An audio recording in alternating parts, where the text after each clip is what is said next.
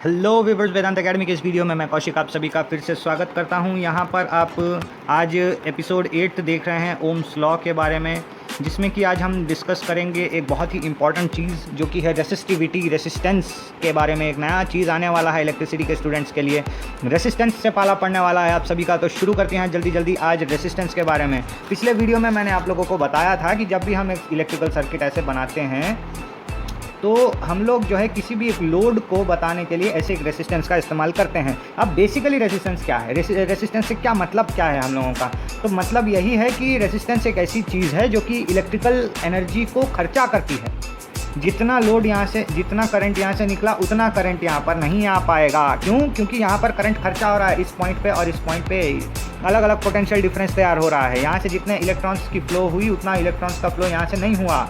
यहाँ से जितने चार्जेस का फ्लो हुआ उतना फ्लो यहाँ तक नहीं आया, कम फ्लो आया। क्यों? क्योंकि इस बीच में इस रेसिस्टर ने जो है, इस रेसिस्टेंस जो है वो थोड़ा इलेक्ट्रिसिटी चार्जेस को यूज़ कर लिया।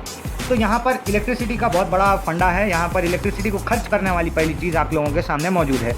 तो ऑब्वियसली क्योंकि इन दो पॉइंट्स पर, इन दो पर्टिकुलर पॉइंट्स पर अलग अलग करंट का यहाँ पर फ्लो हो रहा है, तो यहाँ पर जो केस हमारे सामने आएगा, यहाँ पर जब हम वोल्ट मीटर लगाकर मापेंगे, वोल्ट मीटर लगाकर हम जब यहाँ मापेंगे तो हमको अलग अलग वोल्टेज मिलेगा। यहाँ पर वोल्ट मीटर के थ्रू हमको पता चलेगा कि यहाँ का पोटेंशियल डिफरेंस और यहाँ का पोटेंशियल यहाँ का पोटेंशियल और यहाँ का पोटेंशियल अलग अलग है, दोनों में डिफरेंस है। तो एक अलग सा पोटेंशियल डिफरेंस यहाँ पे क्रिएट हो रहा है just because of this resistance. तो यहाँ पर केस यही है कि रेसिस्टेंस को कैसे समझ लें हम, और उससे जुड़े एक बहुत ही इंपॉर्टेंट चीज़ जो कि है ओम्स लॉ। ओम्स लॉ के बारे में भी हम आज जानेंगे, जो कि बहुत ही क्रूशल लॉ है, बहुत ही काम आता है इलेक्ट्रिकल के सारे स्टूडेंट्स को। कम से कम बेसिकली जॉर्ज साइमन ओम का बनाया हुआ यह लॉ याद ही रहना चाहिए। जर्मन फिजिसिस्ट थे, उन्होंने फिजिक्स में बहुत ही कड़ी मेहनत की। 1827 में उन्होंने जो है जॉर्ज साइमन ओम ने एक लॉ बनाया। उन्होंने अपने हिसाब का यहाँ पर एक रेसिस्टर के ऊपर काम किया। रेसिस्टर के कारण उन्होंने देखा कि यहाँ पर बहुत सारे चेंजेस हो रहे हैं, तो इन चेंजेस को ही बताने के लिए उन्होंने जो है ओम्स लॉ बना दिया। तो यहाँ पर आपको मैं बता दूं कि एक वोल्टेज से करंट फ्लो हो रहा है, एक पोटेंशियल डिफरेंस से करंट फ्लो हो रहा है और कुछ करंट फ्लो हो रहा है। यहाँ पर मसला ये है ओम्स लॉ के अंदर कि अगर हम पोटेंशियल डिफरेंस को देखेंगे एक पर्टिकुलर मेटालिक कंडक्टर में या वायर में, तो देखेंगे कि वो प्रोपोर्शनल होता है उसके करंट फ्लो में। आपको एक बेसिक सी भाषा में मैं समझा देता हूँ। अगर मैंने यहाँ पर भारी वोल्टेज का करंट दौड़ाना शुरू कर दिया, भारी पोटेंशियल डिफरेंस यहाँ पर मैंने क्रिएट किया, तो यहाँ पर भारी करंट बहना शुरू हो जाएगा। करंट की यहाँ पर जो सप्लाई है वो बहुत भारी शुरू हो जाएगी। तो यहाँ पर मसला यही है कि जितना वोल्टेज हम बढ़ाएंगे उतना ही हमारा पोटेंशियल, उतना ही हमारा करंट का फ्लो भी बढ़ेगा। अगर हमारा वोल्टेज कम है तो हमको कम करंट मिलेगा, अगर हमारा वोल्टेज ज़्यादा है तो हमको ज़्यादा करंट मिलना चाहिए। तो यही चीज़ जो है जॉर्ज साइमन ओम ने बताया अपने ओम्स लॉ के थ्रू। तो क्या है ओम्स लॉ, पढ़ लेते हैं सबसे पहले। ओम्स लॉ यही कहता है the potential difference across the ends of a given metallic wire in an electrical circuit is directly proportional to the current flowing through it in a constant temperature. In a constant temperature को हमेशा याद रखिए। किसी भी एक particular temperature पे आप ये नहीं कि आप वोल्टेज चला रहे हैं और करंट ज़्यादा आ रहा है, कम आ रहा है, उसके प्रोपोर्शनेट आ रहा है, लेकिन आप जो है कभी एसी चला देते हैं, कभी नॉर्मल रूम टेम्परेचर पे रहते हैं। नहीं, ऐसे आपका एक्सपेरिमेंट नहीं हो पाएगा। आपको अगर प्योरली एक्सपेरिमेंट करना है तो एक कांस्टेंट टेम्परेचर पर करना पड़ेगा, क्योंकि टेम्परेचर एक बहुत बड़ा मुद्दा है जो कि हमेशा इस वैल्यू को वेराई करते रहता है। तो देखिए, मैं आपको एक बात एग्जाम्पल के थ्रू यहाँ बताता हूँ कि हमने 10 वोल्ट का करंट बढ़ाया, ठीक है। 10 वोल्ट का हमने यहाँ पर करंट डाला जो कि है V, और यहाँ पर हमको करंट का फ्लो मिला 2 एम्प्स। ओके, जैसे ही मैंने इसको डबल कर दिया तो ये हो गया 4 एम्प्स। जैसे ही मैंने इसको और डबल कर दिया, 40 कर दिया, तो ये हो गया 8 एम्प्स। तो आप समझ रहे होंगे, मैं फटाफट से ग्राफ तैयार करके देता हूँ। यहाँ पर 10, यहाँ पर 20, यहाँ पर 40, यहाँ पर 2, यहाँ पर 4, यहाँ पर 8। ये हो गया करंट फ्लो और ये हो गया वोल्टेज। अब यहाँ पर जब मैं 10 पे हूँ, यहाँ मेरा 10 है, ये 20 है, ये 40 है, और यहाँ पर मेरा 2 है, ये 4 है, ये 8 है। तो जैसे ही मैं 10 पर था तो मेरा पॉइंट यहाँ पर 2 पर आया। जैसे मैं 20 पर था तो 8 पर आया। 40 पर जब मैं था तो मेरा 8 पर आया। तो जब मैं यहाँ से एक लाइन खींचूंगा तो ये एक स्ट्रेट लाइन बनेगी। मैं वैसे स्ट्रेट लाइन नहीं खींच पा रहा हूँ परफेक्टली, लेकिन जब आप ग्राफ में इसको करके देखेंगे, प्रैक्टिकली करके देखेंगे, तो आपको पता चलेगा कि जो रिजल्टेंट आ रहा है वो एक स्ट्रेट लाइन है। इसीलिए इसको जो है लीनियर रिलेशन भी कहा गया है, लीनियर रिलेशन भी कहा गया है यहाँ पर। तो सॉरी, तो लीनियर रिलेशन इसीलिए कहा गया है क्योंकि इसका ग्राफ जो है वो सीधा सीधा बनता है। So voltage and current have a linear relation. तो लीनियर रिलेशन यहाँ पर मैंने आपको प्रूफ करके दिखा दिया कि करंट में और वोल्टेज में होता है। यहाँ पर एक और चीज़ उन्होंने हमको ये बताई कि voltage is proportional to the I the current flow. तो voltage is the proportional of आई।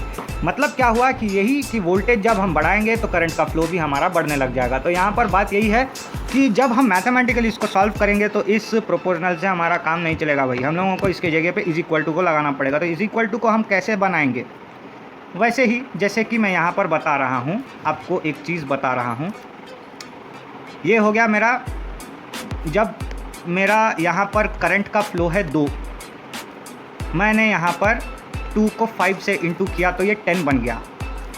अब यहाँ पर मैं क्या लगाऊं कि ये 20 बन जाए? अगेन 5 ही लगाता हूँ। यहाँ पर मैं क्या लगाऊं कि यहाँ 40 हो जाए? 5 ही लगाता हूँ। देखिए ये जो चीज़ है ये कांस्टेंट है, इसको मैंने नाम दे दिया R,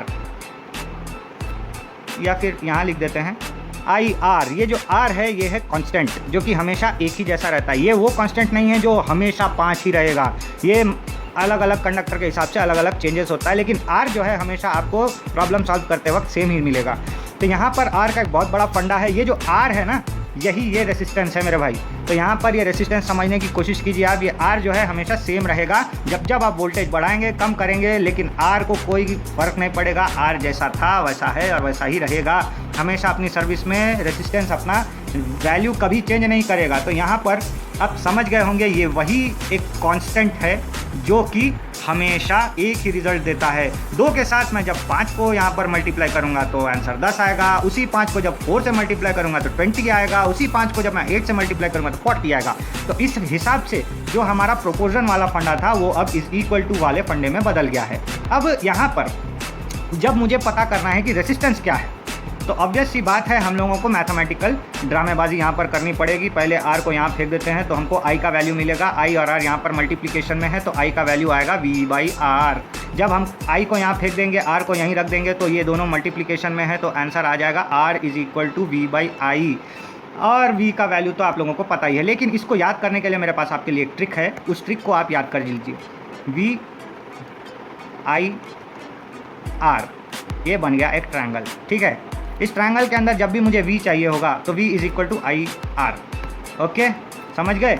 R चाहिए V/I, I चाहिए V/R। तो ये फंडा है, आप इसको यूज़ कर सकते हैं। बहुत ही इजी ट्रिक है, ताकि आप जब भी इस प्रॉब्लम सॉल्व करेंगे तो I दिया रहेगा, R दिया रहेगा, वोल्टेज पूछेगा, या वोल्टेज दिया रहेगा, रेसिस्टेंस दिया रहेगा, I पूछेगा, या वोल्टेज दिया रहेगा, करंट दिया रहेगा, रेसिस्टेंस पूछेगा, तो आप इसके थ्रू बड़ी आसानी से आप जो है अपना कैलकुलेशन कर सकते हैं। तो आई होप आप लोग समझ गए होंगे ओम्स लॉ के बारे में, ओम्स लॉ क्या कहना चाहता है और यहाँ पर रेसिस्टेंस क्या चीज़ है। इसके इंट्रोडक्शन के बारे में हमने देखा। रेसिस्टेंस से जुड़ी टर्मिनोलॉजीज को समझने के लिए मैं एक और वीडियो आप लोगों के सामने लेकर आऊँगा। उसमें हम रेसिस्टेंस से जुड़ी सारी चीज़ों को डीप स्टडी में पढ़ेंगे। तो उस वीडियो का वेट कीजिए, जल्दी मैं वो वीडियो पोस्ट करूँगा। आज के वीडियो में व्यूअर्स इतना ही, मिलते हैं अगले वीडियो में। Thanks for watching.